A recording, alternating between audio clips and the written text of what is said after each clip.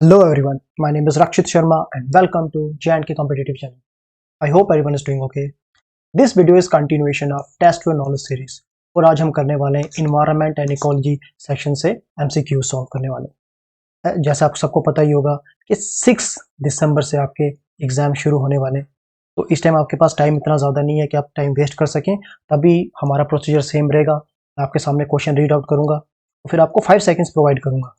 5 second के बाद मैं आपको आंसर प्रोवाइड कर दूंगा और आंसर देने के बाद हम मूव ऑन करेंगे नेक्स्ट क्वेश्चन में। तो ये प्रोसीजर चलता जाएगा जब तक सारे क्वेश्चन कंप्लीट ना हो जाए, ताकि जिसके मैक्सिमम क्वेश्चन ठीक है उसको अपना टाइम वेस्ट ना करना पड़े एनालिसिस में, और जिसको लग रहा है कि उसके क्वेश्चन गलत हो रहे हैं वो एनालिसिस आगे कंटिन्यू कर सकता है। तो चलिए शुरू करते हैं बिना टाइम वेस्ट किए। Question number 1, the 26th conference of parties of United Nation framework convention on climate change was held in. देखो ये थोड़ा आपका इन्वायरमेंट क्वेश्चन तो है, but at the same time आपका करंट वीस में आ रहा है, इसलिए कोशिश करना, क्योंकि ये काफ़ी ज़्यादा इंपॉर्टेंट टॉपिक है कि अगर आपको आना चाहिए तो आपको 5 सेकंड्स मिल रहे हैं, आप आंसर दे सकते हैं।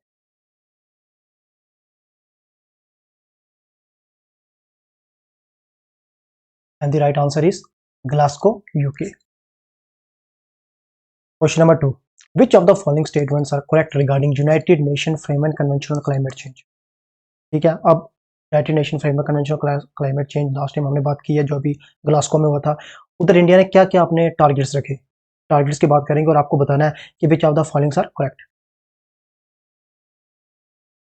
India sets its goal for carbon neutrality by 2070, 500 gigawatt of energy will be from non-fossil fuel by 2030, 50% of energy requirement will be from non-fossil fuel, and India will create a carbon sink of 10 billion ton by 2030.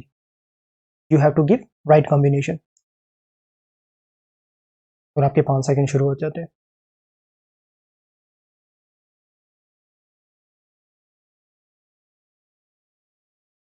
देखो, option A भी ठीक है, B भी ठीक है और सी भी ठीक है। इस हिसाब से हमारा 3 ऑप्शन ठीक हो गया। Let's move on to question number 3। Cartagena protocol is related to, अगर आपने किसके बारे में पढ़ा है, C, B, D, convention of biodiversity, तो आपको इसके बारे में पता होना चाहिए। persistent organic pollutant in the environment, safe transfer of living modified organism, safe handling of chemical substances, protection of marine biodiversity। देखो ये बहुत बड़ी हिंट है, अब आप आंसर मेरे को दे सकते हैं।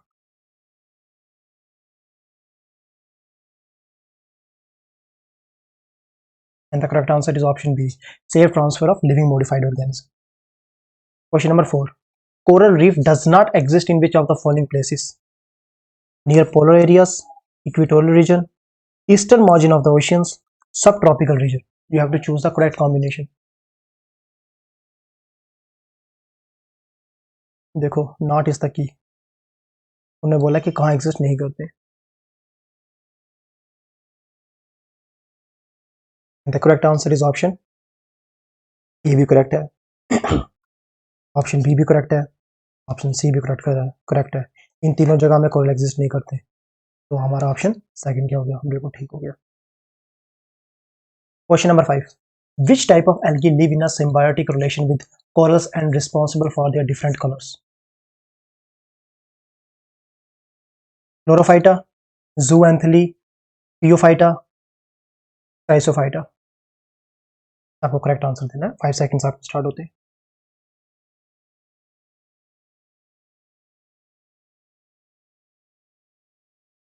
The correct answer is option B, zooanthely.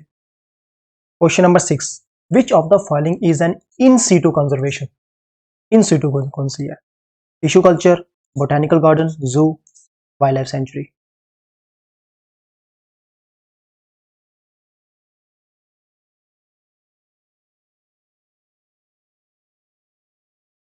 And the correct answer is option D. Question number 7, the International Solar Alliance is a great initiative taken by India in 2015. More than 100 countries are signatory to it. In which city of the India its headquarter located? आपको headquarter के बारे में बताना है। ये city में है, Chennai, Bengaluru, Gurugram, Indore.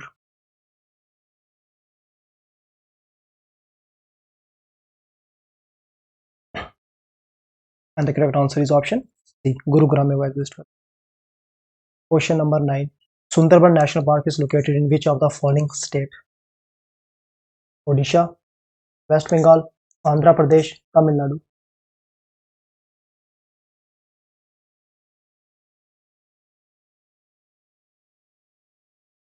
Correct answer is option B, West Bengal में एग्जिस्ट करता है Sundarban national park. Question number 9, hangul deer is a state animal of J&K, which is what is the IUCN status of hangul deer? Endangered, critically endangered, vulnerable, near threatened। ये आपको पता होना चाहिए क्योंकि hangul dear जो हमारा स्टेट का क्या स्टेट एनिमल है।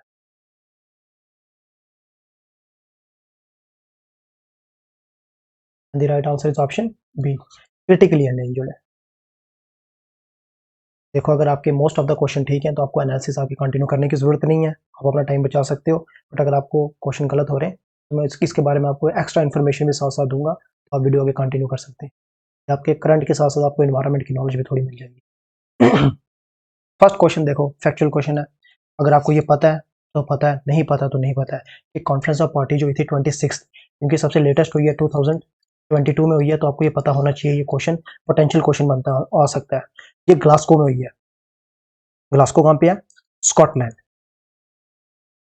और स्कॉटलैंड क्योंकि 4 कंट्रीज एग्जिस्ट करती हैं कहाँ पे? यूके के अंदर, और one of those country is Scotland. अगर आपको ग्लासगो, स्कॉटलैंड, यूके कुछ भी लिखते हैं, तीनों आंसर ठीक है आपकी। ठीक है, क्वेश्चन नंबर 2 की तरफ चलते हैं। Which of the following statement are correct regarding the United Nation framework convention of climate change? ये किसकी बात चल रही है? UNFCCC की बात चल रही है। ठीक है, आपको तो इसके बारे में पहले पता होना चाहिए, इसकी नॉलेज भी होनी चाहिए कि कब आया था। 1992 में रियो समिट के जो ये आया था, और इसके डिफरेंट डिफरेंट जो आपकी कहाँ कहाँ पे उनके सेशंस हुए, ठीक है, कहाँ कहाँ पे कॉन्फ्रेंस हुई है, आपको उसके बारे में भी पता होना चाहिए। और सबसे लेटेस्ट जो हुई है, अभी हमने बात की पीछे, वो ग्लासगो में हुई है। और 2015 में एक पेरिस एग्रीमेंट हुआ था। ठीक है, जो कॉन्फ्रेंस ऑफ पार्टी समिट कौन सी थी? 21। और वहां पे कंट्रीज को बोला गया था कि आप क्या करो कि अपने गोल्स खुद डिटरमाइन करो, जिनको हम क्या कहते हैं? National determined contribution.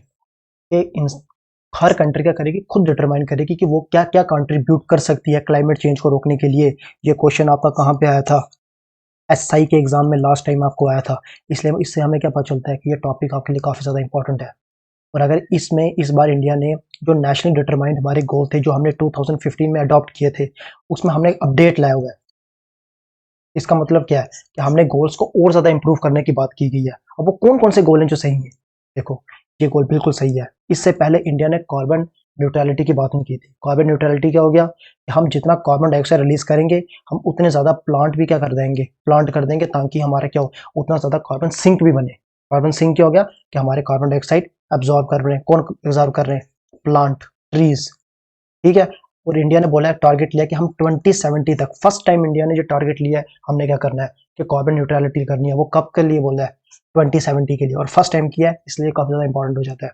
At the same time India ने बोला है कि 2030। क्यों? क्योंकि हमारी जो UNFCCC में ये जो NDC नेशनल डिटरमाइंड कंट्रीब्यूशन है, इसको टाइम कब तक दिया है? ये 2020 से शुरू हुआ है, 2030 तक इसको कंप्लीट करना है, जितने भी हमने टारगेट्स लिए। इसका मतलब क्या हुआ कि 2030 तक आपको क्या करना है? इन्होंने बोला कि हमने क्या करेंगे, 500 गीगावाट ऑफ एनर्जी हमारा कहाँ से आएगा? नॉन फॉसिल फ्यूल से। इस टाइम इंडिया का कितनी हार्डली इंडिया 430 या 425 गीगावाट के आसपास यूज करता है। बट इन नेक्स्ट 10 ईयर्स हमारी 3 to 4 टाइम्स हमारी क्या हो सकती है? एनर्जी बढ़ सकती है। तो हमने बोला कि 500 गीगावाट हम एटलीस्ट क्या करेंगे? नॉन फॉसिल फ्यूल से लाएंगे। ये भी बिल्कुल सही टारगेट दिया गया है। और एट द सेम टाइम हमने क्या बोला? 50% of energy requirement will be from non fossil fuel. Non fossil fuel पहले आपको पता होना चाहिए। नॉन फॉसिल फ्यूल क्या होता है? जो रिन्यूएबल एनर्जी से आता है, जो हाइड्रोकार्बन से नहीं आता, मतलब जो क्रूड ऑयल से नहीं बनता, डीजल नहीं है, पेट्रोल नहीं है, जो कहाँ से बनता है? Renewable energy. रिन्यूएबल एनर्जी कौन सी होगी? हाइड्रो पावर प्लांट्स हो गए आपके, सोलर पावर प्लांट हो गए, विंड एनर्जी से जो आपका बनती है, न्यूक्लियर एनर्जी जो आपकी बनती है। तो हमने बोला कि हमारा कम से कम 50% ऑफ जो एनर्जी रिक्वायरमेंट होगी वो कहाँ से आएगी? नॉन फॉसिल फ्यूल से। हम ग्रीन की तरफ जा रहे हैं। और यही टारगेट पहले लास्ट टाइम कितना था? 2015 में जब हमने NDC लिया था तब ये 40% था। तो इंडिया ने अपडेट क्या लाया? 10% और इंक्रीज कर दिया। अब इंडिया ने 10% इंक्रीज क्यों किया? क्योंकि ऑलरेडी हम 2022 में जून में हम ऑलरेडी हम 41.5% क्या कर चुके हैं? ऑलरेडी हम क्या कर चुके हैं? अचीव कर चुके हैं। इसका मतलब क्या है कि 40% का टारगेट हमारा ऑलरेडी ले चुके हैं। तो अब क्या हमने करना है? 50% का टारगेट रखते हैं कि हम क्या करेंगे, इसको और आगे लेके चलेंगे। India will create a carbon sink of 10 billion ton, नहीं 10 बिलियन टन नहीं, 2.5 टू 3 बिलियन टन। ये आपको वैल्यूज पता होनी चाहिए। आपको लग रहा होगा कि ये वैल्यूज आपको याद नहीं रखनी है, पर यहाँ पे आपको याद रखनी पड़ेगी, क्योंकि आपके एग्जाम में टॉपिक दिया गया हुआ है। क्या टॉपिक दिया है कि आपको UNF triple C climate change के बारे में पता होना चाहिए, और आपका लास्ट में अगर क्वेश्चन इससे आया था तो मे बी चांसेस है आपके इन 2-3 स्टेटमेंट से आपको कोई क्वेश्चन आ सकता है। Let's move on to next question. Cartagena protocol, देखो एक हो गया नगोया प्रोटोकॉल, ठीक है, और एक क्या हो गया कार्टिजिना प्रोटोकॉल। ये दोनों किससे बिलोंग करते हैं, सीबीडी, कन्वेंशन ऑन बायोडाइवर्सिटी। ठीक है, आपको बायोडाइवर्सिटी के बारे में भी आपको सिलेबस में एक्सप्लिसिटली लिखा गया है, ऐसा नहीं कि इम्प्लिसिटली है, एक्सप्लिसिटली उन्होंने खुद लिखा है कि आपको क्या करना है, बायोडाइवर्सिटी के बारे में पढ़ना है। तो इसका मतलब क्या है, आपको कन्वेंशन ऑफ बायोडाइवर्सिटी के बारे में पता होना चाहिए। अगर आपके सामने कार्टिजिना प्रोटोकॉल आ रहा है, ये किससे बिलोंग करता है, ये सीबीडी के अंडर लिया गया था। इसमें क्या होता है कि आप क्या करते हो, कोई भी लिविंग मॉडिफाइड ऑर्गेनिज्म है, लाइक आपने सुना होगा बीटी कॉटन। कॉटन क्या हो गया, अब कॉटन इंडिया में आपको पता है काफ़ी लगता है। अब जो इंडिया में कॉटन लगता है तो उसमें काफ़ी पेस्टिसाइड्स हम यूज़ करते हैं, काफ़ी हम फर्टिलाइजर यूज़ करते हैं।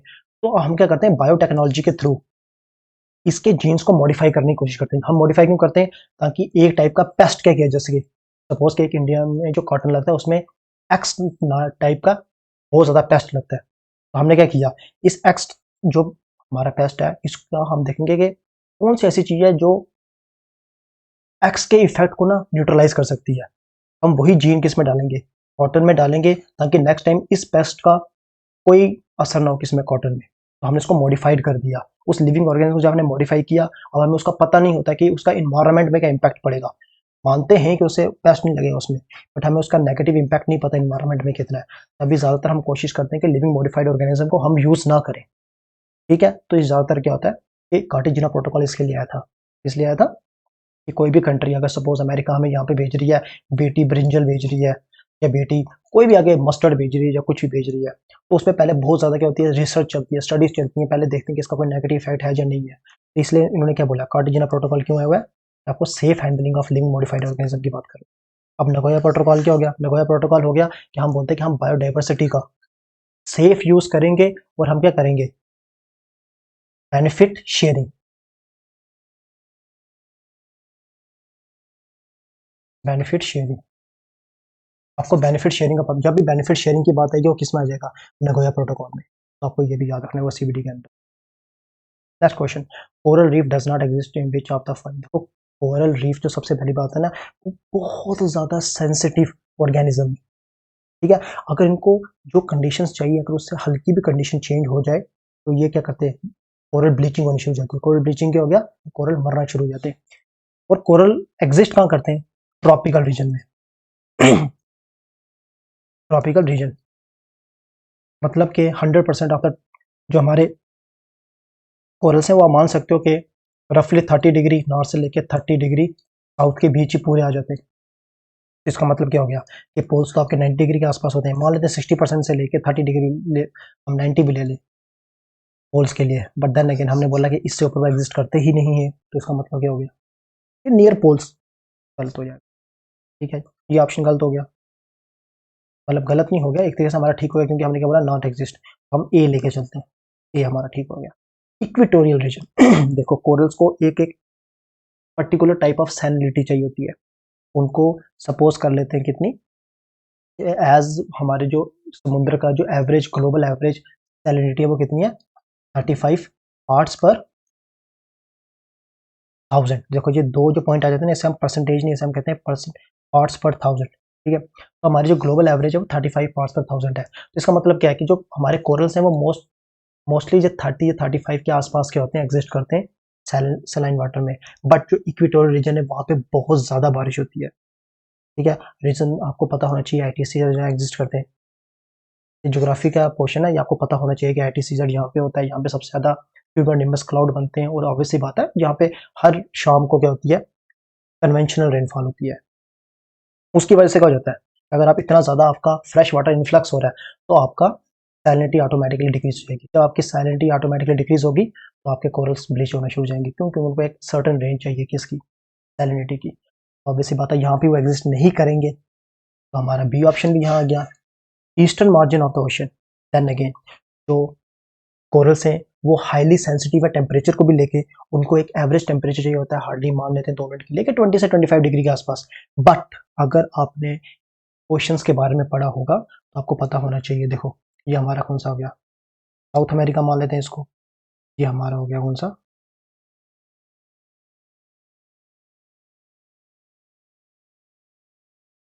यूरोप, और नीचे अफ्रीका, और ये मान लेते हैं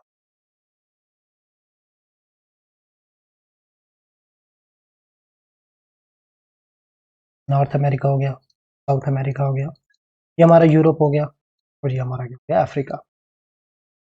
अगर आपने थोड़ा बहुत करंट्स के बारे में पढ़ा हो ना, ओशन करंट्स, तो ओशन करंट्स क्या होती हैं, western margin of the continent में क्या होती है, हमेशा कोल्ड करंट होती है, कोल्ड करंट होती है। इसका नाम आपने हम पक्का सुना होगा, ये कौन सी है, पेरू करंट। पेरू करंट कौन सी होती है, कोल्ड करंट। यहाँ पे भी क्या, कोल्ड करंट, वेनेजुएला उसका नाम है, ठीक है। यहाँ पे भी कोल्ड करंट होती है जिसका नाम क्या है, कैनरी करंट। ये सब के सब क्या होती है, western margin of the continent, but eastern margin of the ocean. दो चीजें आपको दिमाग में रखनी है, ये western margin of the continent भी है, at the same time eastern margin of the ocean भी है। जब यहाँ पे इतना ठंडा पानी एग्जिस्ट करता है तो कोरल्स के टेम्परेचर सेंसिटिव भी हैं, वो यहाँ पे भी एग्जिस्ट नहीं कर सकते। तो इसका मतलब क्या हो गया, सी ऑप्शन भी हमारा आ गया।